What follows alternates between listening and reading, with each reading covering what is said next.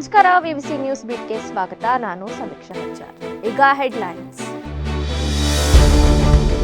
ನಟಿ ಆಶಿಕಾ ರಂಗನಾಥ್ ಸಂಬಂಧಿ ಯುವತಿ ಆತ್ಮಹತ್ಯೆ, ಆರೋಪಿ ವಿರುದ್ಧ ಎಫ್ಐಆರ್, ತನಿಖೆ ಚುರುಕುಗೊಳಿಸಿದ ಪುಟ್ಟೇನಹಳ್ಳಿ ಪೊಲೀಸರು.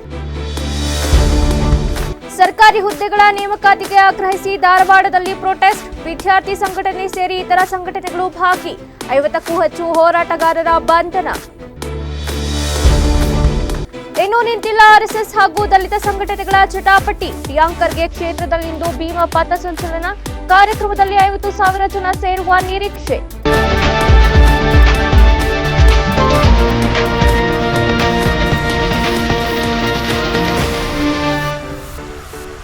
ನಟಿ ಆಶಿಕಾ ರಂಗನಾಥ್ ಸಂಬಂಧಿ ಅಚಲ ಸೂಸೈಡ್ ಪ್ರಕರಣದ ತನಿಖೆಯನ್ನ ಪುಟ್ಟೇನಹಳ್ಳಿ ಪೊಲೀಸರು ಚುರುಕುಗೊಳಿಸಿದ್ದಾರೆ. ನವೆಂಬರ್ 21ರಂದು ಅಚಲ ಆತ್ಮಹತ್ಯೆ ಮಾಡಿಕೊಂಡರು. ಘಟನೆ ಬಳಿಕ ಅಚಲ ಅವರ ತಂದೆ ಹರ್ಷ ಪುಟ್ಟೇನಹಳ್ಳಿ ಪೊಲೀಸ್ ಠಾಣೆಯಲ್ಲಿ ದೂರಿದರು. ಮಗಳ ಸಾವಿಗೆ ನೇರ ಕಾರಣ ಮಯಾಂಕ್ ಗೌಡ. ಅಚಲ ನನ್ನ ಪ್ರೀತಿಸುವುದಾಗಿ ನಂಬಿಸಿ ಸುತ್ತಾಡಿದ್ದ.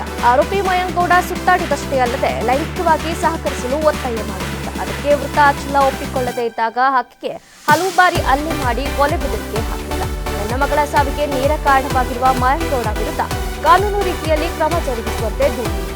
ಮೃತ ಅಚಲ ತಂದೆ ಹರ್ಷ ನೀಡಿದ ದೂರಿನ ಆಧಾರದ ಮೇಲೆ ಪುಟ್ಟೇನಹಳ್ಳಿ ಪೊಲೀಸರು ಆರೋಪಿ ಮಯಾಂಕ್ ಗೌಡ ವಿರುದ್ಧ ಆತ್ಮಹತ್ಯೆ ಪ್ರಚೋದನೆ, ಲೈಂಗಿಕ ಕಿರುಕುಳ ಆರೋಪದ ಮೇಲೆ ಎಫ್ಐಆರ್ ದಾಖಲಿಸಿಕೊಂಡು ಪೊಲೀಸರು ತನಿಖೆ ನಡೆಸುತ್ತಿದ್ದಾರೆ. ಪೊಲೀಸರ ಪ್ರಾಥಮಿಕ ತನಿಖೆ ವೇಳೆ ಡೆತ್ ನೋಟ್ ಆಗಲಿ ಪೋಷಕರು ಮಾಡಿರುವ ಆರೋಪ ಸಂಬಂಧ ಯಾವುದೇ ಸಾಕ್ಷ್ಯಗಳು ಲಭ್ಯವಾಗಿಲ್ಲ. ಮೃತ ಅಚಲ ಮೊಬೈಲ್ ಅನ್ನು ಪೊಲೀಸರು ಎಫ್ಎಸ್ಎಲ್ಗೆ ಕಳುಹಿಸಿದ್ದಾರೆ. ಮೊಬೈಲ್ನಲ್ಲಿ ಆರೋಪಿ ಹಾಗೂ ಅಚಲ ನಡುವೆ ನಡೆದಿರುವ ಚಾಟಿಂಗ್ ಸಿಡಿಆರ್ ವರದಿ ಸಿಕ್ಕಿದ್ರೆ ಆರೋಪಿ ಮಯಾಂಕ್ ಗೌಡ ವಿರುದ್ಧ ಕಾನೂನು ರೀತಿಯಲ್ಲಿ ಕ್ರಮ ಜರುಗಿಸಲು ಪುಟ್ಟೇನಹಳ್ಳಿ ಪೊಲೀಸರು ಮುಂದಾಗಿದ್ದಾರೆ. ರಾಜ್ಯದ ವಿವಿಧ ಇಲಾಖೆಗಳಲ್ಲಿ ಖಾಲಿ ಇರುವ ಸರ್ಕಾರಿ ಹುದ್ದೆಗಳನ್ನು ತಕ್ಷಣ ಭರ್ತಿ ಮಾಡಬೇಕೆಂದು ಆಗ್ರಹಿಸಿ ಜನಸಾಮಾನ್ಯರ ವೇದಿಕೆಯಿಂದ ಹೋರಾಟಕ್ಕೆ ಮುಂದಾಗಿದೆ. ರಾಜ್ಯದಲ್ಲಿ ಖಾಲಿ ಇರುವ 2.84 ಲಕ್ಷ ಸರ್ಕಾರಿ ಹುದ್ದೆಗಳನ್ನು ತಕ್ಷಣ ಭರ್ತಿ ಮಾಡಬೇಕು ಮತ್ತು ಕೇಂದ್ರ ಸರ್ಕಾರವೂ ಸಹ ಖಾಲಿ ಹುದ್ದೆಗಳನ್ನು ಭರಿಸಬೇಕು ಎಂಬ ಮುಖ್ಯ ಉದ್ದೇಶವನ್ನು ಇಟ್ಟುಕೊಂಡು ಈ ಹೋರಾಟ ನಡೆಸಲಾಗುತ್ತೆ. ಸೆಪ್ಟೆಂಬರ್ 25ರಂದು ಬರೋಬ್ಬರಿ 5,000 ವಿದ್ಯಾರ್ಥಿಗಳು ಹುದ್ದೆ ನೇಮಕಾತಿಗಾಗಿ ನಡೆಸಿದ್ದ ಬೃಹತ್ ಹೋರಾಟದಲ್ಲಿ ಸಂಭವಿಸಿದ ಅಹಿತಕರ ಘಟನೆಗಳನ್ನು ಗಮನದಲ್ಲಿಟ್ಟುಕೊಂಡು ಈ ಬಾರಿ ಅನುಮತಿ ನಿರಾಕರಿಸಲಾಗಿದೆ. ಆದರೆ ಅನುಮತಿ ನೀಡದಿದ್ದರೂ ಹೋರಾಟ ನಿಲ್ಲೋದಿಲ್ಲ ಎಂದು ಸಂಘಟನೆ ಮುಖಂಡರು ಸ್ಪಷ್ಟಪಡಿಸಿದ್ದಾರೆ.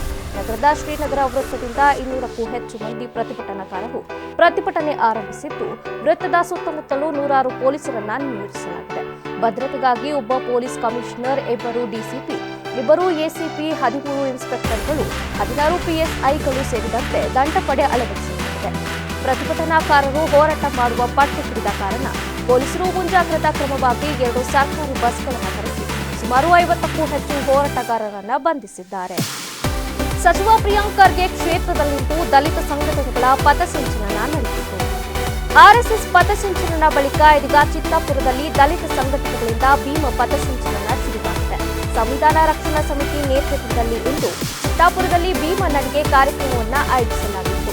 ಪಟ್ಟಣದ ಚಿತ್ತಾವಲಿ ಸರ್ಕಲ್ನಿಂದ ಆರಂಭವಾಗಿ Nagari circle, Bhuvaneshwari circle, doctor BR Ambedkar ವೃತ್ತ ಮಾರ್ಗವಾಗಿ ಬಜಾಜ್ ಕಲ್ಯಾಣ ಮಂಟಪದವರೆಗೆ ಸಾಗಿತು. ಪಥಸಂಚಲನದಲ್ಲಿ 400 ಜನ ಭಾಗಿಯಾಗಿದ್ದರು. ಬಳಿಕ ಬಜಾಜ್ ಕಲ್ಯಾಣ ಮಂಟಪದಲ್ಲಿ ನಡೆಯಲಿರುವ ಸಂವಿಧಾನ ಸಮರ್ಪಣೆ ಸಮಾವೇಶದಲ್ಲಿ ಸುಮಾರು 5,000 ಜನ ಭಾಗಿಯಾಗುವ ನಿರೀಕ್ಷೆ ಇದೆ. ವಿವಿಧ ಮಠಾಧೀಶರು, ವಿವಿಧ ಸಂಘಟನೆಗಳ ಮುಖಂಡರು ಸೇರುವ ಸಾಧ್ಯತೆಯಿದ್ದು, ಯಾವುದೇ ಅಹಿತಕರ ಘಟನೆಗಳು ಜರುಗದಂತೆ ಬಿಗಿ ಪೊಲೀಸ್ ಭದ್ರತೆ ಕಲ್ಪಿಸಲಾಗಿದೆ.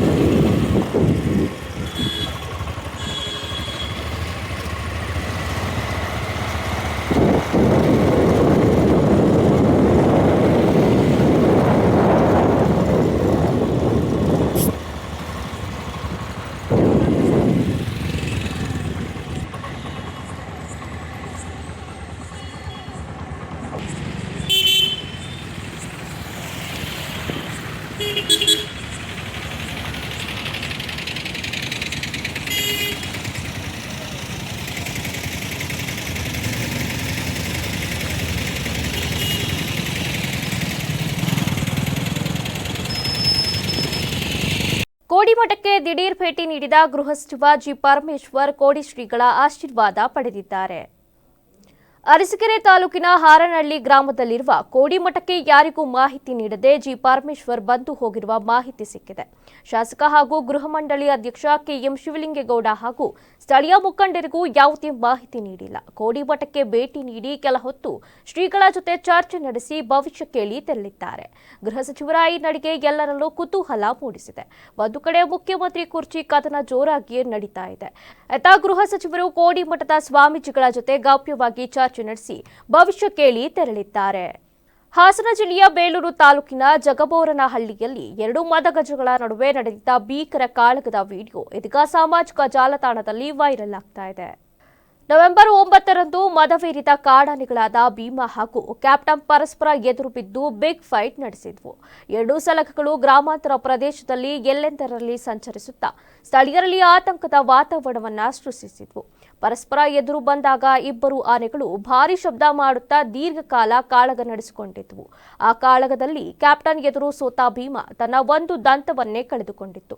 ಆದಾಗ್ಯೂ ಗಾಯಗಳಿಂದ ಇದೀಗ ಚೇತರಿಸಿಕೊಂಡಿರುವ ಭೀಮಾ ಮತ್ತೆ ಕಾಡಿನಲ್ಲಿ ಸಾಮಾನ್ಯವಾಗಿ ಸಂಚರಿಸುತ್ತಿರುವುದಾಗಿ ಅರಣ್ಯ ಇಲಾಖೆ ಮೂಲಗಳು ತಿಳಿಸಿವೆ.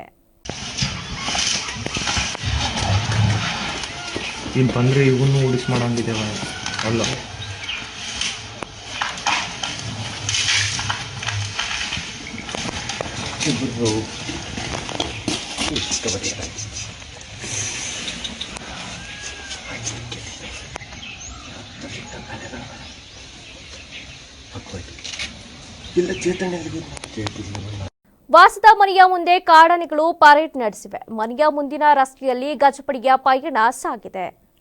ಬೇಲೂರು ತಾಲೂಕಿನ ಬಿಕ್ಕೋಡು ಹೋಬಳಿಯ ಚಂದಾಪುರ ಎಸ್ಟೇಟ್ನಲ್ಲಿ ಘಟನೆ ನಡೆದಿದ್ದು, ಮರಿಗಳು, ಸಲಖಗಳು, ಹೆಣ್ಣಾನೆಗಳಿರುವ ಗುಂಪೊಂದು ರಸ್ತೆ ದಾಟಿ ಕಾಫಿ ಎಸ್ಟೇಟ್ನೊಳಗೆ ಹೋಗಿವೆ.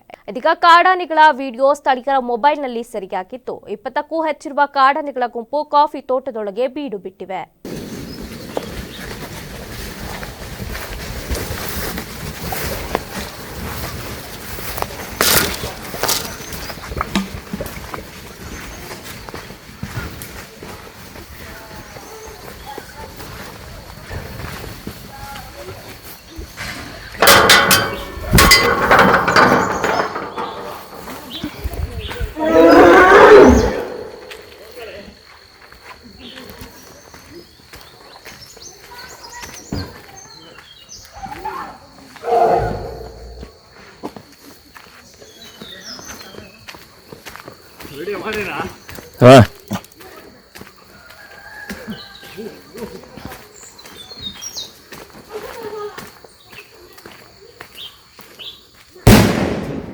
ನಾನೇ ಹಿಡಿತೀನಿ.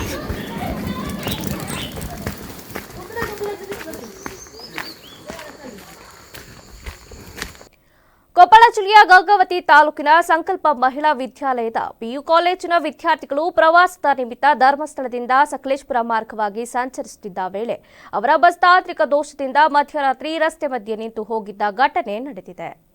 ಅಪರಿಚಿತ ಸ್ಥಳದಲ್ಲಿ ಬಸ್ ಕೆಟ್ಟು ನಿಂತ ಕಾರಣ ವಿದ್ಯಾರ್ಥಿಗಳು ಹಾಗೂ ಶಿಕ್ಷಕರು ಸಂಕಷ್ಟಕ್ಕೀಡಾದಾಗ ಸ್ಥಳೀಯರು ಸಹಾಯಕ್ಕೆ ಧಾವಿಸಿ ಅವರ ಚಿಂತೆ ನಿವಾರಿಸಿದರು. ಸ್ಥಳೀಯರ ಮಾರ್ಗದರ್ಶನದ ಮೂಲಕ ವಿದ್ಯಾರ್ಥಿಗಳು ಸಕಲೇಶಪುರ ಶಾಸಕರನ್ನ ದೂರವಾಣಿ ಮೂಲಕ ಸಂಪರ್ಕಿಸಿ ಸಮಸ್ಯೆಯನ್ನ ತಿಳಿಸಿದರು. ಮಾಹಿತಿ ದೊರಕುತ್ತಿದ್ದಂತೆಯೇ ಶಾಸಕರು ತಕ್ಷಣ ನೆರವಿಗೆ ಮುಂದಾಗಿ ವಿದ್ಯಾರ್ಥಿಗಳು ರಾತ್ರಿ ಸುರಕ್ಷಿತವಾಗಿ ಉಳಿಯುವಂತೆ ಲಯನ್ಸ್ ಸೇವಾ ಮಂದಿರದಲ್ಲಿ ವಸತಿ ವ್ಯವಸ್ಥೆ ಮಾಡಿಕೊಟ್ಟರು. ವಿದ್ಯಾರ್ಥಿಗಳ ಸುರಕ್ಷತೆ ಹಾಗೂ ಆರೈಕೆಗೆ ಅಗತ್ಯವಾದ ಎಲ್ಲ ಸೌಲಭ್ಯಗಳನ್ನು ಒದಗಿಸಲಾಯಿತು. ಮಾರನೇ ದಿನ ಬೆಳಗ್ಗೆಯೇ ಶಾಸಕರು ಸ್ವತಃ ಲಯನ್ಸ್ ಸೇವಾ ಮಂದಿರಕ್ಕೆ ತೆರಳಿ ವಿದ್ಯಾರ್ಥಿಗಳು ಹಾಗೂ ಶಿಕ್ಷಕರ ಕುಶಲೋಪರಿ ವಿಚಾರಿಸಿದ ವಿಚಾರ ಎಲ್ಲರ ಗಮನ ಸೆಳೆದಿದೆ. ಈ ಮಾನವೀಯ ಸ್ಪರ್ಶಕ್ಕೆ ವಿದ್ಯಾರ್ಥಿಗಳು, ಪೋಷಕರು ಹಾಗೂ ಗಂಗಾವತಿ ಪ್ರದೇಶದ ಜನರು ಹೃತ್ಪೂರ್ವಕ ಪ್ರಶಂಸೆ ವ್ಯಕ್ತಪಡಿಸಿದ್ದಾರೆ.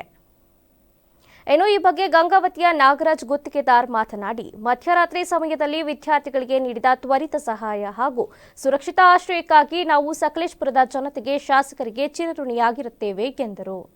ನಾವು ಇಲ್ಲಿಂದ ಹೊರಟು ನಿನ್ನೆ ಇಲ್ಲಿ ಪಾಸ್ ಆಗಿ ಬೇಲೂರು ಹಳೆಬೀಡು ತಲುಪಬೇಕಾಗಿತ್ತು. ನಿಮಗೆಲ್ಲ ಗೊತ್ತಿರಬೇಕು, ಬಸ್ ಓವರ್ ಹೀಟ್ ಆದ್ಮೇಲೆ ಅಲ್ಲಿ ನಿಂತು ಹೋಗಿಬಿಡುತ್ತೆ. ಇವತ್ತು ನಿಂತು ಹೋಗಿ ಚಲೋ ಐತೆ ಅಂತ ನೀವು ನಿನ್ನೆ ನೈಟ್ ಹೇಳಿದ್ರಿ. ಕಾರಣ ಏನಂತೇಳಿ ಬಹುಶಃ ಸಕಲೇಶಪುರ ಸುತ್ತಮುತ್ತ ನಾವು ಯಾವುದೋ ಒಂದು ಪಾಯಿಂಟ್ ನೋಡಿ ಮುಂದೆ ಹೋಗೋರು ನಿನ್ನೆ ಬೇರೆ ಕಡೆ ಎಲ್ಲೇ ಒಂದು ಕಡೆ ಕುಂತಾಗ ಮಾನ್ಯ ಶಾಸಕರ ಬಗ್ಗೆ ಅವರ ಕಾರ್ಯವೈಖರಿ ಬಗ್ಗೆ, ಆಮೇಲೆ ಜನರ ಜೊತೆಗೆ ಅವ್ರ ಒಡನಾಟ ಹೇಗಿರುತ್ತೆ ಅನ್ನೋ ವಿಷಯದ ಬಗ್ಗೆ ಚರ್ಚೆ ಆದಮೇಲೆ ಆಮೇಲೆ ನಾವೆಲ್ಲ ಸಾಮಾನ್ಯವಾಗಿ ಕರ್ನಾಟಕದ ಎಲ್ಲ ರಾಜಕಾರಣಿಗಳ ಬಗ್ಗೆ ಗಮನ ಹರಿಸಿದ್ರಿಂದ ಯಾರ್ಯಾರು ಭಾಳ ನೇರವಾಗಿ ಜನರಿಗೆ ಭಾಳ ಬೇಗ ಸ್ಪಂದಿಸ್ತಾರೆ ಅನ್ನೋ ನಿಟ್ಟಿನಲ್ಲಿ ನಿನ್ನೆ ಅನ್ಎಕ್ಸ್ಪೆಕ್ಟೆಡ್ ಅವ್ರು ಎಷ್ಟು ಬಿಸಿ ಶೆಡ್ಯೂಲ್ ಇರ್ತಾರೋ ಬಹುತೇಕ ನಮ್ಮ ಕಡೆಗೆಲ್ಲ ಕೆಲವೊಂದಿಷ್ಟು ರಾಜಕಾರಣಿಗಳು ಎಲ್ಲರೂ ಒಂದೇ ಥರ ಇರೋಕ್ಕೆ ಸಾಧ್ಯ ಇಲ್ಲ. ಅವ್ರ ಆಪ್ತ ಸಹಾಯಕರನ್ನು ಸಂಪರ್ಕ ಮಾಡಿದ್ರೆ ನಾವು ಭಾಳಷ್ಟು ಸಾರಿ ಕಷ್ಟ ಆಗುತ್ತೆ. ಅಂಥ ಸಂದರ್ಭದಾಗ ನಿನ್ನೆ ಒಂದು ಹೋಟೆಲ್ನಾಗೆ ಅವ್ರ ನಂಬರ್ ಕಲೆಕ್ಟ್ ಮಾಡಿ ನಿನ್ನೆ ಒಂದು ರಿಂಗ್ ಮಾಡಿದಾಗ ಒಂದು ನಿಮಿಷಕ್ಕೆ ಅವ್ರು ಫೋನ್ ಮಾಡಿ ರಿಸೀವ್ ಮಾಡಿ ಮಾತಾಡಿ ಬಹುಶಃ ನಮ್ಮನ್ನೇನು ಅವ್ರ ಹಚ್ಚಿಗಳ ಅವಶ್ಯಕತೆ ಇಲ್ಲ. ಯಾಕಂದ್ರೆ ನಾವ್ಯಾರು ಈ ಕ್ಷೇತ್ರದ ಮತದಾರರಲ್ಲ. ಇವತ್ತೆಲ್ಲ ರಾಜಕಾರಣ ಹೆಂಗಿರ್ತೈತೆ ಅಂದ್ರೆ ನಿಮ್ಮಿಂದ ನಮ್ಗೆ ಏನು ಸಹಾಯ ಆಗುತ್ತೆ ಅವ್ರು ಮಾತ್ರ ಸಹಾಯ ಮಾಡ್ಬೇಕನ್ನೋ ಪರಿಸ್ಥಿತಿ ಇರ್ತೈತಿ. ನಾವು ಇಲ್ಲಿಂದ ಬಂದೀವಿ, ನಮ್ಗೇನೋ ಒಂದು ಸಣ್ಣ ಕೆಲಸದ ಅವಶ್ಯಕತೆ ಐತಿ, ಸಹಾಯದ ಅವಶ್ಯಕತೆ ಐತಿ ಅಂದ್ಕೂಡಲೇ ಅಷ್ಟು ಬಿಜಿ ಶೆಡ್ಯೂಲ್ ಮಧ್ಯೆ ಸರ್ ಒಂದು 2-3 ನಿಮಿಷ ತಮ್ಮ ಮತ್ತೆ ಫೋನ್ ಮಾಡ್ತೀನಿ ಅಂತೇಳಿ ನಾವು ಫೋನ್ ಮಾಡಿದ ಕೂಡಲೇ ಅರೇಂಜ್ ಮಾಡಕ್ಕೆ ಬೇರೆ ವ್ಯವಸ್ಥೆ ಮಾಡಿದ್ರು. ಇದಕ್ಕಿನ್ನೂ ಭಾಳ ಚೆನ್ನಾಗಿರೋ ಎಲ್ಲ ವ್ಯವಸ್ಥೆ ಮಾಡಕ್ಕೆ ಅವ್ರು ನಿನ್ನೆ ಸಾಕಷ್ಟು ಕಲೆಕ್ಟ್ ಮಾಡಿದ್ರು. ನಿನ್ನೆ ಸ್ಯಾಟರ್ಡೇ ಇರೋದ್ರಿಂದ, ವೀಕೆಂಡ್ ಇರೋದ್ರಿಂದ, ಮದುವೆ ಇರೋದ್ರಿಂದ ನಾವು ಹೇಳಿದ್ವಿ ನಮ್ಗೆ ಉಳ್ಕೊಳಕ್ಕೆ ಮಾತ್ರ ವ್ಯವಸ್ಥೆ ಮಾಡ್ರಿ ಅಂತೇಳಿ. ನಿನ್ನೆ ನೈಟ್ ಸರು ಅಂತ ಶೆಡ್ಯೂಲ್ ಮಧ್ಯೆ ನಾವೇನಲ್ಲಿ ಕೆಂಪೇಗೌಡ ಆ ಸರ್ಕಲಲ್ಲಿ ವೇಟ್ ಮಾಡ್ತಿದ್ವಿ. ಮತ್ತು ಆಮೇಲೆ ಫೋನ್ ಮಾಡಿ ನಮ್ಮ ಸೋಮು ಸರ್ ಅಂತ ಸರ್ ಆ ಜೊತೆಗೆ ನಿನ್ನೆ ನೈಟ್ ನಿಮಗೆಲ್ಲ ಊಟ ಬಡಿಸಿದ್ವಿ. ನೀವೆಲ್ಲ ಕೇಳಿದ್ರಿ ಸರ್ ನಮಗೆ ಊಟ ಮಾಡಿಸಿ ಯಾಕೆ ಹೋದ್ರು ಅಂದ ಕೂಡಲೇ ಸರ್ ಅದ್ರಾಗ ಹೇಳಿದ್ರೆ ಊಟ ಮಾಡಿಸೇ ಬರ್ರಿ ಅಂತೇಳಿ. ನೀವು ನಿನ್ನೆ ಅಂದ್ರಿ ಕೆಳಗೇನು ಮ್ಯಾಟ್ ಗೇಟ್ ಇರಲ್ಲ ನಡೆಯಂಗಿಲ್ಲ ಅಂತ ನಡೀತಿತ್ತು ಅಂತೇಳಿ. ನಿನ್ನೆ ಒಂದು ವೇಳೆ ಮ್ಯಾಟ್ ಕಳಿಸಿಲ್ಲ ಅಂದ್ರೆ ಆ ಚಳಿಗೆ ಮಲಗೋದು ಕಷ್ಟ ಆಗ್ತಿತ್ತು.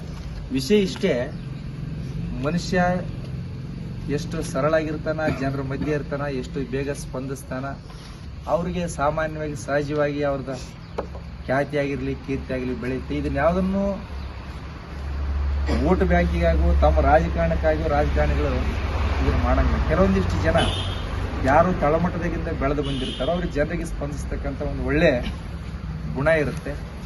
ಬಹುಶಃ ನೀವ್ಯಾರು ಮತ್ತೆ ಅವರಿಗೆ ಪುನಃ ಭೇಟಿ ಆಗೋದು ಅಥವಾ ನಿಮ್ಮಿಂದ ಅವ್ರಿಗೇನು ಸಹಕಾರ ಅವಶ್ಯಕತೆ ನಿರೀಕ್ಷೆ ಮಾಡದೆ ನಮ್ಮ ಒಂದು ಕಡೆಗೆ ಎಲ್ಲ ಸ್ನೇಹಿತರನ್ನ ರಾತ್ರಿ ಎಲ್ಲ ಕಳಿಸಿ ಇದೆಲ್ಲ ಭಾಳ ಜವಾಬ್ದಾರಿತಿ ಸ್ಥಾನದಾಗ ಇದ್ದಂಥವ್ರು.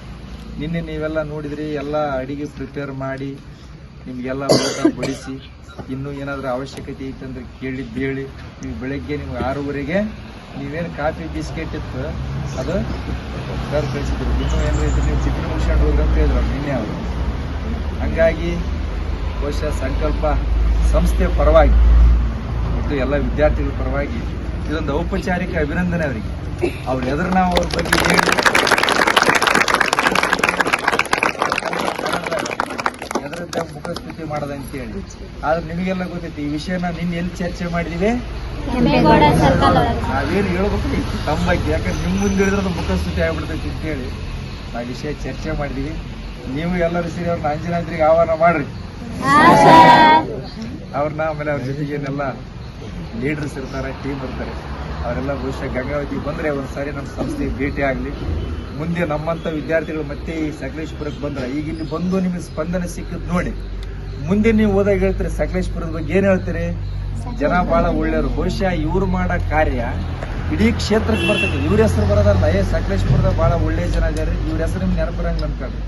ಅದಕ್ಕೆ ನಮ್ಮೂರಿಗೆ ಬಂದಾಗ ನಾವು ಯಾರಾದರೂ ಒಬ್ಬರಿಗೆ ಸಪೋರ್ಟ್ ಮಾಡಿದ್ರೆ ನಮ್ಮನ್ನು ವೈಯಕ್ತಿಕವಾಗಿ ನೆನಪಿಡೋದಲ್ಲ, ನಮ್ಮ ಊರನ್ನ ನೆನೆಸ್ತಾರೆ. ಮತ್ತೆ ಮುಂದೆ ನೀವೆಲ್ಲ ಸಕಲೇಶ್ಪುರ ಅಂದ್ಕೂಡಲೇ ಇಲ್ಲ ನಾವು ಅಲ್ಲಿ ಹೋದಾಗ ಸಪೋರ್ಟ್ ಮಾಡಿದ್ರಿ ಅಂತೇಳಿ ನೆನಪು ಮಾಡಿದ್ರು. ಬಹುಶಃ ಆ ಕ್ರೆಡಿಟ್ ಅವ್ರಿಗೆ ಸಲ್ಲೋದಕ್ಕೆ 100% ಅವರೆಲ್ಲ ಅರ್ಹರು ಅಂತೇಳಿ ಹೇಳಿ ವೈಯಕ್ತಿಕವಾಗಿ ಮತ್ತೊಮ್ಮೆ ಅವರಿಗೆ ಧನ್ಯವಾದ ಸಲ್ಲಿಸಿ ಮುಂದಿನ ಅವರ ರಾಜಕಾರಣಕ್ಕೆ, ಅವರ ಸಾಮಾಜಿಕ ಬದುಕಿಗೆ ಭಗವಂತ ಆಯುರಾರೋಗ್ಯ ಭಾಗ್ಯ ಸುಖ ಸಂಪತ್ತು ಕರುಣೆಯ ಜೊತೆಗೆ ನಿನ್ನೆ ರಾತ್ರಿ ನಮ್ಮ ಅಶ್ವಥ್ ಸರ್ ಜೊತೆಗೆ, ನಮ್ಮ ಸೋಮು ಸರ್ ಜೊತೆಗೆ ವಿಶ್ವನಾಥ್ ಸರ್, ನಮ್ಮ ಮಧು ಸರ್, ಆಮೇಲೆ ನಮ್ಮ ಶಾಸಕರ ಆಪ್ತ ಸಹಾಯಕರು ರಘು ಸರ್ ಎಲ್ಲ ಏನು ನಮಗೆ ಒಳ್ಳೆ ಸ್ಪಂದನೆ ಕೊಟ್ಟರು, ಅವ್ರ ಸ್ಪಂದನೆಗೆ ಅವ್ರಿಗೂ ಕೂಡ ಪರ್ಸನಲ್ ಆಗಿ ಒಂದು ಧನ್ಯವಾದಗಳನ್ನು ಸಲ್ಲಿಸಿ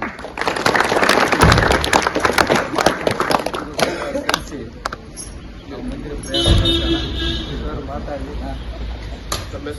ನಾಗರಾಜ್ ಬಿಟ್ಟಿದ್ದಾರೆ. ಈ ಸಂದರ್ಭದಲ್ಲಿ ಸಮಾಜ ಸೇವಕ ಸಂಜೀವ ಶೆಟ್ಟಿ, ಬಿಜೆಪಿ ಮುಖಂಡರಾದ ವಳಲಹಳ್ಳಿ ಅಶ್ವಥ್, ಅಗ್ನಿ ಸೋಮಶೇಖರ್, ವಿಶ್ವನಾಥ್, ನವೀನ್ ಶೆಟ್ಟಿ ಸೇರಿದಂತೆ ಮತ್ತಿತರರು ಹಾಜರಿದ್ದರು. ಸಿದ್ದರಾಮಯ್ಯ ಅವರ 5 ವರ್ಷ ಸಿಎಂ ಆಗಿ ಮುಂದುವರಿಯಬೇಕು ಎಂದು ಶ್ರೀ ಆಂಜನೇಯ ಸ್ವಾಮಿ ದೇವಾಲಯದಲ್ಲಿ ಅಭಿಮಾನಿಗಳು ಪೂಜೆ ಸಲ್ಲಿಸಿ ಇಡುಗಾಯಿ ಒಡೆದು ಪ್ರಾರ್ಥಿಸಿದರು. ಕೆಆರ್ನಗರ ತಾಲೂಕಿನ ಗಂಧನಹಳ್ಳಿ ಸಮೀಪದ ಕಾಕನಹಳ್ಳಿ ಗ್ರಾಮದ ಬಳಿಯ ಶ್ರೀ ಆಂಜನೇಯ ಸ್ವಾಮಿ ದೇವಾಲಯದಲ್ಲಿ ವಿಶೇಷ ಪೂಜೆ ಸಲ್ಲಿಸಲಾಯಿತು. ಗ್ರಾಮದ ಮುಖಂಡ ಜಿಎನ್ ರಘು, ಹಿಂದುಳಿದ ವರ್ಗಗಳ ವೇದಿಕೆ ಅಧ್ಯಕ್ಷ ಗಂಧನಹಳ್ಳಿ ಹೇಮಂತ್, ಗ್ರಾಮ ಪಂಚಾಯಿತಿ ಅಧ್ಯಕ್ಷೆ ಮಂಗಳಾ, ಮಾಜಿ ಅಧ್ಯಕ್ಷ ಜಿಆರ್ ಸತೀಶ್ ನೇತೃತ್ವದಲ್ಲಿ ಗ್ರಾಮದಿಂದ ಅನತಿ ದೂರದಲ್ಲಿರುವ ಶ್ರೀ ಆಂಜನೇಯ ಸ್ವಾಮಿ ದೇವಾಲಯಕ್ಕೆ ಸಿದ್ದರಾಮಯ್ಯ ಅವರ ಫೋಟೋವನ್ನು ಹಿಡಿದುಕೊಂಡು ಕಾಲ್ನಡಿಗೆಯಲ್ಲಿ ತೆರಳಿ ಅಭಿಮಾನಿಗಳು ದೇವರಿಗೆ ವಿಶೇಷ ಪೂಜೆ ಸಲ್ಲಿಸಿದರು. ಬಳಿಕ ಈಡುಗಾಯಿ ಹೊಡೆದು ಇನ್ನುಳಿದ ಅವಧಿಗೆ ಸಿದ್ದರಾಮಯ್ಯ ಅವರನ್ನೇ ಮುಖ್ಯಮಂತ್ರಿಯನ್ನಾಗಿ ಮುಂದುವರಿಸುವಂತೆ ಪ್ರಾರ್ಥಿಸಿದರು. ಉಳಿಕೆ 2.5 ವರ್ಷಗಳ ಕಾಲವನ್ನು ಮಾನ್ಯ ಸಿದ್ದರಾಮಯ್ಯ ಸಾಹೇಬರು ನಿರ್ವಿಘ್ನವಾಗಿ ಯಾವುದೇ ತೊಂದರೆ ಇಲ್ಲದೆ ಯಾವುದೇ ಅಡೆತಡೆ ಇಲ್ಲದೆ 5 ವರ್ಷಗಳ ಕಾಲ ಸಂಪೂರ್ಣವಾಗಿ ಅಧಿಕಾರ ನಿರ್ವಹಿಸಿ ಅಂತೇಳಿ ಎಲ್ಲಾ ಗ್ರಾಮಸ್ಥರು ಇವತ್ತು ನಾವು ಸಂಕಲ್ಪ ಮಾಡಿ ಪೂಜೆ ಮಾಡಿದ್ದೀವಿ. ಸಿದ್ದರಾಮಯ್ಯ ಸಾಹೇಬರು ಕರ್ನಾಟಕ ರಾಜ್ಯದ ಕನ್ನಡದ ಅತ್ಯಂತ ದಕ್ಷ ಮುಖ್ಯಮಂತ್ರಿಗಳು. ಯಾಕಂದ್ರೆ ಯಾರು ಕೂಡ ನಾವು ಹೇಳಂಗೆ ಡಿ.ಕೆ. ಶಿವಕುಮಾರ್ ಸಾಹೇಬರಾಗಲಿ ನಮ್ಮ ಸಿದ್ದರಾಮಯ್ಯ ಸಾಹೇಬರಾಗಲಿ ಎಲ್ಲೂ ಕೂಡ 2.5 ವರ್ಷ ಅಂತ ಎಲ್ಲೂ ಅಧಿಕಾರ ಹಂಚಿಕೆ ಆಗಿದೆ ಅಂತ ಎಲ್ಲೂ ಹೇಳಿಲ್ಲ. ವಿರೋಧ ಪಕ್ಷಗಳು ಅದನ್ನ ಹೇಳಿ ಇಬ್ಬರು ಒಡಕನ್ನು ಉಂಟು ಮಾಡ್ತಿದ್ದಾರೆ. ನಮ್ಮ ಹೈಕಮಾಂಡ್ ಏನೇ ತೀರ್ಮಾನ ತಗೊಳ್ಳೋದು ಬದ್ಧವಾಗಿತ್ತು. ಹೈಕಮಾಂಡ್ಗಳಲ್ಲಿ ಇಷ್ಟೇನೆ ನಾವು ಕರ್ನಾಟಕ ರಾಜ್ಯದಲ್ಲಿ 70% ಅಹಿಂದ ಜನಗಳಿದ್ದೀವಿ. ಅಂದ್ರೆ ಒಂದು ತಾಲೂಕಿನ ಮತದಾರ ತಗೊಂಡಾಗ 100 ತಗೊಂಡಾಗ 70% ನಾವು ಅಹಿಂದ ವರ್ಗದ ಹಿಂದುಳಿದವರು, ಅಲ್ಪಸಂಖ್ಯಾತರು, ಮುಸ್ಲಿಮ್ಸರು, ದಲಿತರು ಎಲ್ಲರೂ ಸೇರಿದ್ದೀವಿ. 70% ಅಹಿಂದ ವರ್ಗ ಸಿದ್ದರಾಮಯ್ಯ ಸಾಹೇಬರ ಬೆನ್ನೆಲುಬಾಗಿ ನಿಂತಿವೆ. ಸಿದ್ದರಾಮಯ್ಯ ಸಾಹೇಬರು 5 ಗ್ಯಾರಂಟಿ ಯೋಜನೆಗಳನ್ನ ಇಡೀ ನಮ್ಮ ಮಾನ್ಯ ಪ್ರಧಾನಮಂತ್ರಿ ನರೇಂದ್ರ ಮೋದಿ ಅವರು ಕೂಡ ಗ್ಯಾರಂಟಿ ಯೋಜನೆಗಳನ್ನ ಟೀಕಿಸಿದ್ರು. ಈಗ ಅವರು ಅದನ್ನ ಒಳ್ಳೆ ಮಾಡಿ ಇತರೆ ರಾಜ್ಯಗಳಿಗೂ ಹೋಲಿಕೆ ಮಾಡಿ ಅದನ್ನ ತರಿಸಿದ್ದಾರೆ. 5 ಗ್ಯಾರಂಟಿ ಯೋಜನೆಗಳು ಯಶಸ್ವಿಯಾಗಿ ಜಾರಿಗೆ ಮಾಡಿದ್ದಾರೆ. ಈ ಯಶಸ್ವಿತೆಗೆ ಇನ್ನೂ 2.5 ವರ್ಷಗಳ ಕಾಲ ಇದೇ ತುಂಬು ಸರ್ಕಾರ ನಡೆಸಿ ದೀನದಲಿತರ ಪರವಾಗಿದ್ದಾರೆ, ಬಡವರ ಪರವಾಗಿದ್ದಾರೆ. ಈ ತಂದೆ ಆಂಜನೇಯ ಸ್ವಾಮಿ ಅವರಿಗೆ 2.5 ವರ್ಷಗಳ ಕಾಲ ಸಂಪೂರ್ಣವಾಗಿ ಅಧಿಕಾರ ನೀಡಲಿ, ಅವ್ರು ಯಾವುದೇ ಅಧಿಕಾರಕ್ಕೆ ತೊಂದರೆ ಆಗಬಂತ ಹೇಳಿ ನಾವೆಲ್ಲ ಪೂಜೆ ಮಾಡಿದ್ದೀವಿ. ಅವ್ರಿಗೆ ಒಳ್ಳೇದಾಗಲಿ. 5 ವರ್ಷ. ಈ ವೇಳೆ ಕಾಂಗ್ರೆಸ್ ಮುಖಂಡ ಜಿಎಸ್ ವೆಂಕಟೇಶ್ ಮಾತನಾಡಿ, ಯಾವುದೇ ಆರೋಪವಾಗಲಿ ಹಗರಣವಾಗಲಿ ಇಲ್ಲದೆ ಸ್ವಚ್ಛ ಆಡಳಿತ ನಡೆಸುತ್ತಿರುವ ಸಿದ್ದರಾಮಯ್ಯ ಅವರು ಜನಪರವಾಗಿ ಕೆಲಸ ಮಾಡುತ್ತಿದ್ದು ರಾಜ್ಯದ ಅಹಿಂದ ಜನತೆಯ ಪರ ನಿಂತಿದ್ದಾರೆ ಹಾಗೂ ಘೋಷಿಸಿದ್ದ ಗ್ಯಾರಂಟಿ ಯೋಜನೆಗಳನ್ನು ಜಾರಿಗೆ ತಂದು ರಾಜ್ಯದ ಅಭಿವೃದ್ಧಿಗೆ ಶ್ರಮಿಸುತ್ತಿದ್ದಾರೆ. ಆದ್ದರಿಂದ ಅವರನ್ನೇ ಸಿಎಂ ಆಗಿ ಮುಂದುವರಿಸಬೇಕು ಎಂದು ಮನವಿ ಮಾಡಿದರು. ಈ ವೇಳೆ ಗ್ರಾಮ ಪಂಚಾಯಿತಿ ಸದಸ್ಯ ಲೋಕೇಶ್, ಸತೀಶ್, ಮುಖಂಡರಾದ ಮಹದೇವ್ ಸೇರಿದಂತೆ ಇತರರು ಹಾಜರಿದ್ದರು. ಗುಬ್ಬಿ ತಾಲೂಕಿನ ಯಕ್ಕಲಕಟ್ಟೆ ಗ್ರಾಮದ ಶ್ರೀ ಆಂಜನೇಯ ಸ್ವಾಮಿ ದೇವಾಲಯದ ಬೀಗ ಮುರಿದು ಹುಂಡಿಯಲ್ಲಿದ್ದ ಸುಮಾರು 2 ಲಕ್ಷ ಹಣವನ್ನ ಕದ್ದು ಪರಾರಿಯಾಗಿರುವ ಘಟನೆ ನಡೆದಿದೆ. ಹಾಗಲವಾಡಿ ಹೋಬಳಿಯ ಯಕ್ಕಲಕಟ್ಟೆ ಗ್ರಾಮದ ದೇವಸ್ಥಾನಕ್ಕೆ ನುಗ್ಗಿದ ಕಳ್ಳರು ಹುಂಡಿ ಹಣ ಹಾಗೂ ಕಾಣಿಕೆ ಹುಂಡಿ ಸಮೇತ ಕಳ್ಳತನ ಮಾಡಿರುವುದು ತಡರಾತ್ರಿ ಬೆಳಕಿಗೆ ಬಂದಿದೆ. ಕಳ್ಳತನ ಮಾಡಿರುವುದು ಸಿಸಿ ಕ್ಯಾಮೆರಾದಲ್ಲಿ ಸೆರೆ ಹಿಡಿಯಲಾಗಿದೆ. ಈ ಕುರಿತು ಪ್ರಧಾನ ಅರ್ಚಕ ರಾಮಕೃಷ್ಣ ಮಾತನಾಡಿ, ವರ್ಷಕ್ಕೆ ಒಂದು ಸಾರಿ ಹುಂಡಿ ಹಣವನ್ನ ಎಲ್ಲರ ಸಮ್ಮುಖದಲ್ಲಿ ಹೊಡೆಯುತ್ತಿದ್ದೇವೆ. ಆದರೆ ಈ ಹುಂಡಿಯಲ್ಲಿ ಸುಮಾರು 2 ಲಕ್ಷಕ್ಕೂ ಹೆಚ್ಚು ಹಣವಿದ್ದು ದೇವಸ್ಥಾನದ ಅಭಿವೃದ್ಧಿಗೆ ಆ ಹಣವನ್ನು ಬಳಕೆ ಮಾಡಿಕೊಂಡು ಜಾತ್ರೆಯನ್ನು ಕೂಡ ಮಾಡುತ್ತಿದ್ದೆವು. ಆದರೆ ಕಳೆದ ರಾತ್ರಿ ಕಳ್ಳರು ಹುಂಡಿ ಸಮೇತ ಹಣವನ್ನು ಕದ್ದು ಪರಾರಿಯಾಗಿದ್ದಾರೆ ಎಂದರು. ಈ ಬಗ್ಗೆ ಚೋಳೂರು ಪೊಲೀಸ್ ಠಾಣೆಗೆ ದೂರು ನೀಡಿದ್ದು, ದೂರಿನ ಮೇರೆಗೆ ಚೋಳೂರು ಪೊಲೀಸ್ ಠಾಣೆಯ ಪಿಎಸ್ಐ ಮಾಳಪ್ಪ ನಾಯ್ಕೊಡ್ಡಿ ಭೇಟಿ ನೀಡಿ ಕಳ್ಳರನ್ನ ಹಿಡಿಯಲು ಚೇಳೂರು ಪೊಲೀಸರು ಬಲೆ ಬೀಸಿದ್ದಾರೆ. ಈ ಯಕ್ಕಲಕಟ್ಟೆ ಆಂಜನೇಯ ಸ್ವಾಮಿ ಇತಿಹಾಸದಲ್ಲಿ ಯಾವತ್ತೂ ಈ ತರದ ಕೆಲಸ ಆಗಿಲ್ಲ. ಇದೇ ಮೊದಲ ಬಾರಿಗೆ. ಇಲ್ಲಿ ಇತ್ತೀಚಿನ ದಿನಗಳಲ್ಲಿ ಇಲ್ಲಿ ಎಲ್ಲ ಇದನ್ನ ನೋಡಿ ಆಜು ಬಾಜು ಎಲ್ಲ ನೋಡಿ ಮತ್ತೆ ರಾತ್ರಿ ದೇವರು ಉತ್ಸವ ಇತ್ತು ಬೇರೆ ಊರಲ್ಲಿ. ದೇವ್ರು ಬೇರೆ ಊರಿಗೆ ಉತ್ಸವಕ್ಕೆ ಹೋಗಿತ್ತು. ಅದನ್ನೆಲ್ಲ ಬರ್ಸಿಡ್ಲಹಳ್ಳಿ ಅಂತೇಳಿ ಇಲ್ಲೇ ಪಕ್ಕ ಒಂದು 10-15 ಕಿಲೋಮೀಟರ್ ಆಗುತ್ತೆ. ಅಲ್ಲಿ ಭಕ್ತರ ಮನೆಗೆ ದೇವ್ರು ಹೋಗಿತ್ತು. ರಾತ್ರಿ ಹೋಗಿತ್ತು. ಈ ಸಂದರ್ಭ ನೋಡಿ ಎಲ್ಲಾ ಜನಗಳೆಲ್ಲ ದೇವ್ರ ಜೊತೆ ಹೋಗಿರ್ತಾರೆ ಅಂದ್ಬಿಟ್ಟು ಈ ಸಂದರ್ಭ ನೋಡಿ ಯಾರೋ ಇದನ್ನೆಲ್ಲ ಸಂಚು ಮಾಡ್ಕೊಂಡೆ ಈ ಕೃತ್ಯ ಮಾಡಿರ್ತಾರೆ. ಇಲ್ಲಿ ನಿಮ್ಗೆ ಯಾರಿಗ ಡೌಟ್ ಇದೆಯಾ? ಸ್ವಾಮಿ, ನಮ್ಗೆ ಯಾರೋ ಡೌಟ್ ಇಲ್ಲ. ಏನಂದ್ರೆ ಅದೇ ಇಲ್ಲೆಲ್ಲ ಬೇರೆ ಬೇರೆಯಿಂದ ಎಲ್ಲ ಕೆಲ್ಸಗಳಿಗೆ ಬಂದಿದ್ರಲ್ಲ, ಎಲ್ಲ ಇಲ್ಲಿದ್ರು. ಸುಮಾರು ಜನ ಇಲ್ಲಿ ಬೇರೆ ಕೆಲಸ ಮಾಡೋದಕ್ಕೆ ಬೇರೆ ಬೇರೆ ಇದೇನೇನ ಕೆಲ್ಸಗಳು ಮಾಡೋದಕ್ಕೆ ಬೇರೆ ಕಡೆಯಿಂದ ಬಂದು ಎಲ್ಲ ಇಲ್ಲಿದ್ರು. ಅವ್ರುಗಳು ಯಾರಾದ್ರೂ ನೋಡ್ಕೊಂಡು ಮಾಡಿರ್ತಾರ ಅನ್ನೋದು ಒಂದು ಡೌಟ್ ಇದೆ. ಜಿಲ್ಲಾ SP ಅವರು ಇದ್ರ ಬಗ್ಗೆ, ಸರ್ಕಲ್ ಇನ್ಸ್ಪೆಕ್ಟರ್ ಮತ್ತೆ ನಮ್ಮ ಚೋಳೂರು ಇನ್ಸ್ಪೆಕ್ಟರ್ ಅವರು ಎಲ್ಲ ಇದ್ರ ಬಗ್ಗೆ ಗಮನ ಹರಿಸಿ ಆದಷ್ಟು ಬೇಗ ಇದಕ್ಕೆ ಸೂಕ್ತ ಕ್ರಮ ಜರುಗಿಸಬೇಕಾಗಿ ಅವರಲ್ಲಿ ವಿನಂತಿಸಿಕೊಳ್ತೇವೆ. ಆಂಜನೇಯ ಸ್ವಾಮಿ ದೇವಸ್ಥಾನದ ಇತಿಹಾಸದಲ್ಲಿ ಇದೇ ಮೊದಲ ಬಾರಿಗೆ ಈ ಥರದ ಕೆಟ್ಟ ಕೃತ್ಯ ನಡೆದಿರುವಂಥದ್ದು. ಇದಕ್ಕೆ ಚೋಳೂರು ಠಾಣಾ ಪೊಲೀಸ್ ಠಾಣೆಗೆ ದೂರು ದಾಖಲಾಗಿದ್ದು ಇದಕ್ಕೆ ಸರಿಯಾದ ಸಮೀಕ್ಷೆ ನಡೆಸಿ ಇಲ್ಲಿ ಯಾರು ಕಳ್ಳರು ಅನ್ನೋದನ್ನು ಪತ್ತೆ ಹಚ್ಚಿ ಕೊಡಬೇಕಾಗಿ ತಮ್ಮಲ್ಲಿ ಆರಕ್ಷಕರಲ್ಲಿ ವಿನಂತಿಸಿಕೊಳ್ಳುತ್ತೇವೆ. ಯಾಕೆಂದರೆ ಇದುವರೆಗೂ ಯಾವುದು ಇಲ್ಲಿ ನಮ್ಮ ದೇವಸ್ಥಾನದಲ್ಲಿ ಈ ಥರದ ಘಟನೆ ಎಂದೂ ಆಗಿಲ್ಲ. ಎಷ್ಟು ಹಣ ಇತ್ತು ಅಂದಾಜು? ಅಂದಾಜು ಸುಮಾರು ವರ್ಷದಿಂದ ಈಚೆಗೆ ಒಂದೂವರೆಯಿಂದ 2 ಲಕ್ಷ ಅಂದಾಜು ಉಂಡಿ ಹಣ ಅದರಲ್ಲಿ ಸಂಗ್ರಹ ಆಗಿರುತ್ತೆ. ಯಾಕಂದ್ರೆ ಪ್ರತಿ ವರ್ಷ ನೋಡ್ತೀವಿ ಆ ದುಡ್ಡನ್ನ ನಾವು ಪ್ರತಿ ವರ್ಷ ಜಾತ್ರೆಗೆ ಮತ್ತೆ ದೇವಸ್ಥಾನದ ಅಭಿವೃದ್ಧಿಗೆ ಬಳಸ್ಕೊಂತೀವಿ. ಯಾವಾಗ ಉಂಡೆ ಹೊಡಿತೀರಾ? ಎಷ್ಟು ವರ್ಷಕ್ಕೆ 6 ತಿಂಗಳಿಗೆ? ಶಿವರಾತ್ರಿ ಹಬ್ಬದಲ್ಲಿ ಹಬ್ಬಾದ್ಮೇಲೆ ಅದನ್ನ ಉಂಡಿ ಹೊಡಿತಾ ಇದ್ದೀವಿ. ವರ್ಷಕ್ಕೊಂದೇ ಸಲ ಒಂದ್ಸಲಿ ಉಂಡೆ ಹೊಡಿತಿದ್ರಿ? ಉಂಡಿ ಹೊಡೆದು ನಾವು ಹಣನ ಆ ದೇವಸ್ಥಾನದ ಖರ್ಚಿಗೆ, ಜಾತ್ರೆಗೆ, ಮತ್ತೆ ಇಲ್ಲಿ ಅಭಿವೃದ್ಧಿಗೆ, ಭಕ್ತಾದಿಗಳಿಗೆ ಎಲ್ಲನ ಉಪಯೋಗಿಸ್ಕೊಂತಾ ಇದ್ವಿ. ಈಗ ಸಂಕ್ಷಿಪ್ತ ಸುದ್ದಿಗಳು.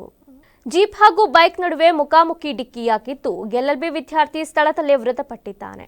ಮತ್ತೊಬ್ಬ ವಿದ್ಯಾರ್ಥಿ ಗಂಭೀರ ಗಾಯವಾಗಿದ್ದು ಚಂದನ್ ಮೃತ ಎಲ್ಎಲ್ಬಿ ವಿದ್ಯಾರ್ಥಿಯಾಗಿದ್ದಾನೆ. ಬೇಲೂರು ತಾಲೂಕಿನ ಹಿರಿಹಸಡೆ ಗ್ರಾಮದ ಬಳಿ ಘಟನೆ ನಡೆದಿದ್ದು ಅರಹಳ್ಳಿ ಪೊಲೀಸ್ ಠಾಣೆಯಲ್ಲಿ ಪ್ರಕರಣ ದಾಖಲಾಗಿದೆ.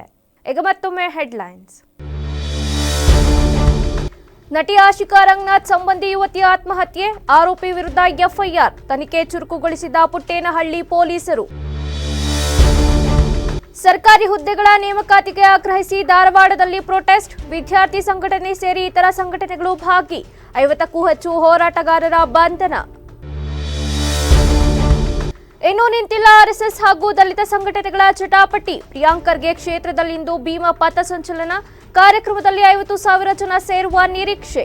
ಕ್ಷಣ ಕ್ಷಣದ ಸುದ್ದಿಗಾಗಿ ನೋಡ್ತಾ ಇರಿ ವಿವಿಸಿ ಟಿವಿ, ಸತ್ಯದ ಕಡೆ ನಮ್ಮ ನಡೆ.